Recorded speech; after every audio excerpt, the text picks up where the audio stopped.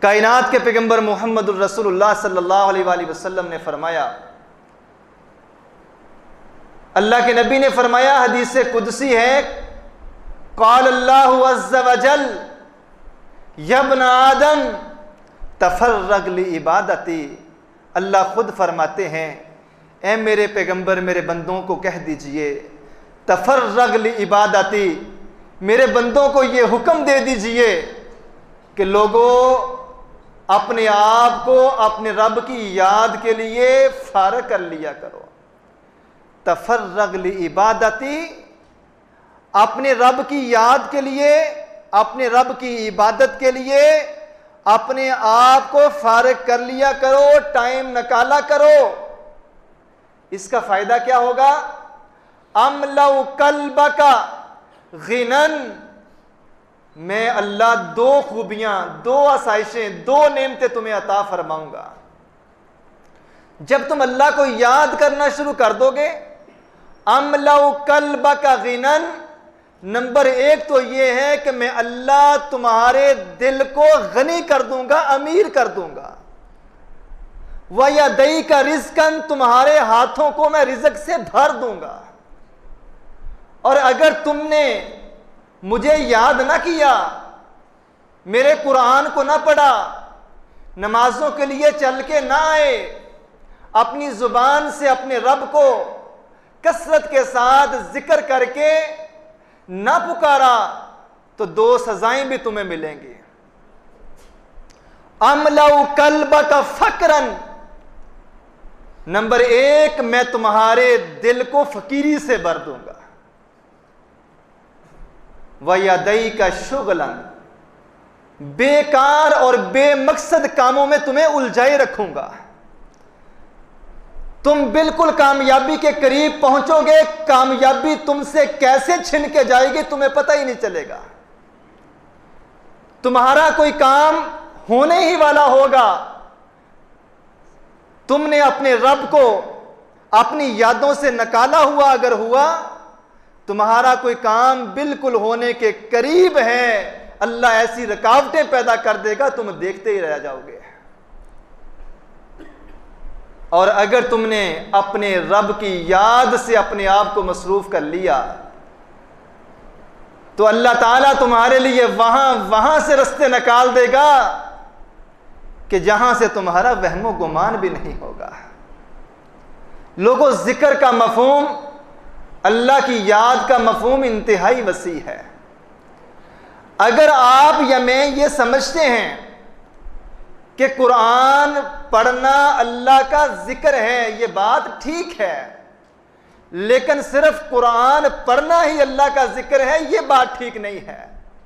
نماز اللہ کا ذکر ہے، سجدے کرنا اللہ کا ذکر ہے، دعائیں کرنا اللہ کا ذکر ہے، سبحان اللہ، الحمدللہ، اللہ اکبر، لا الہ الا اللہ، لا حول ولا قوت الا باللہ، یہ اللہ کا ذکر ہے، یہ اللہ کی یاد ہے۔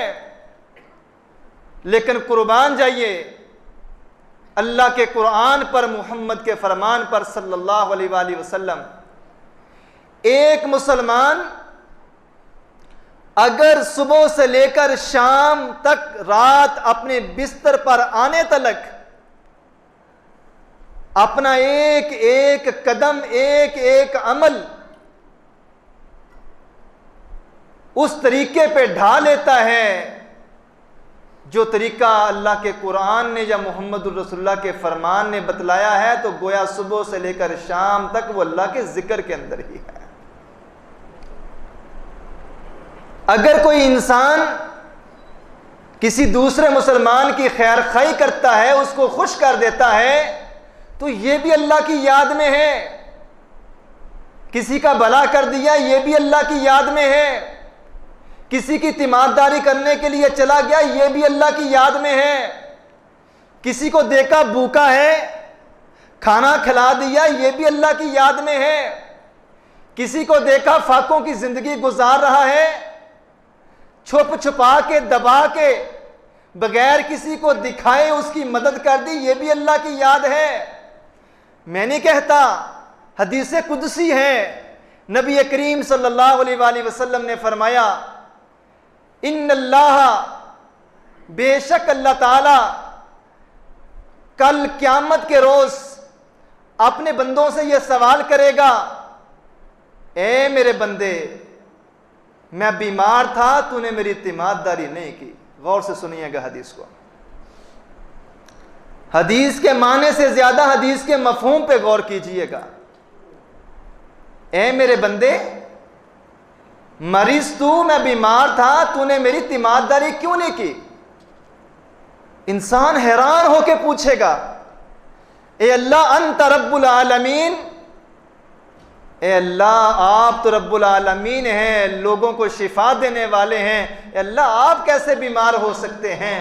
رب تعالیٰ فرمائیں گے، حدیث قدسی ہے، رسول اللہ صلی اللہ علیہ وآلہ وسلم نے فرمایا، اللہ کہیں گے تیرے محلے میں، تیری بستی میں، تیرے جاننے والوں میں، تیرے رشتہ داروں میں میرا فلاں بندہ بیمار تھا، تو اس کی تیمارداری کرنے کے لیے کیوں نہیں گیا؟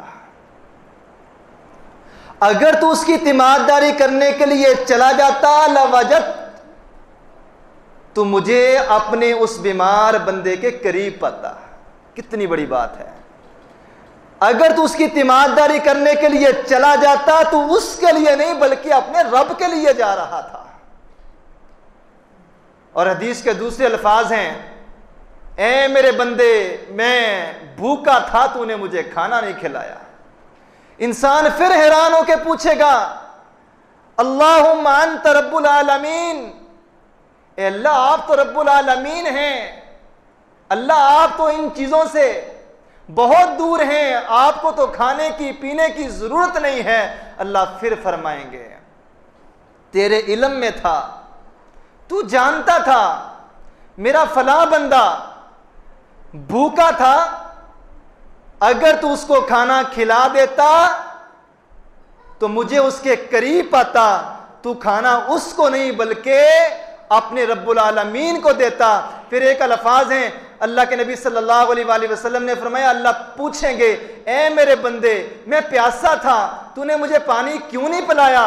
بندہ پھر حیران ہو کے پوچھے گا، اے اللہ، اللہم انت رب العالمین کیف اسقی کا، اے اللہ میں آپ کو کیسے پلا سکتا ہوں؟ آپ تو رب العالمین ہیں، سارے چشمے، سارے دریا، سارے سمندروں کا کنٹرول اللہ تیرے ہاتھ میں ہے، اللہ تو ان چیزوں سے بہت دور ہے۔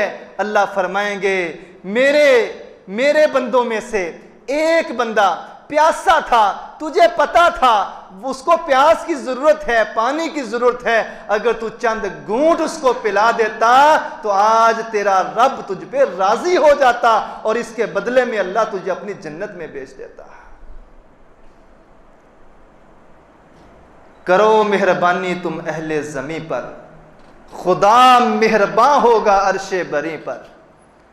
خیر الناس من ینفع الناس، لوگوں تم مجھے یاد کرو، میں اللہ تمہیں یاد رکھوں گا۔ اکثر سیانے لوگوں کی زبان سے آپ نے ایک جملہ سنا ہے، اللہ دیندیاں نو دیندا ہے۔ جب آپ اللہ کی مخلوق کے حامی و ناصر بن جاتے ہو، جب آپ اللہ کی مخلوق کا خیال رکھنا شروع کر دو گے، یقین جانے رب محمد کی قسم اللہ تمہاری طرف دیکھنا شروع کر دے گا۔ جب آپ لوگوں کے دکھ سکھ اور ان کی پریشانی میں شامل ہونا شروع کر دو گے، اللہ تمہاری زندگی سے پریشانیاں اور دکھ دور فرما دے گا۔ جیسی امیدیں مجھے اپنے رب رحمان سے ہے، اگر وہی سلوک میں اللہ کی مخلوق کے ساتھ شروع کر دیتا ہوں تو یقین کریں میں اللہ کی مخلوق کے ساتھ نہیں بلکہ اپنے لیے رستے صاف کر رہا ہوں اور اپنے رب کی رضا کی طرف بڑھ رہا ہوں۔ فَاذْكُرُونِي أَذْكُرُكُمْ کا مصداق بن رہا ہوں کہ رب نے فرمایا ہے جب تم مجھے یاد رکھو گے میں رب رحمان تمہیں کبھی نہیں بلاؤں گا۔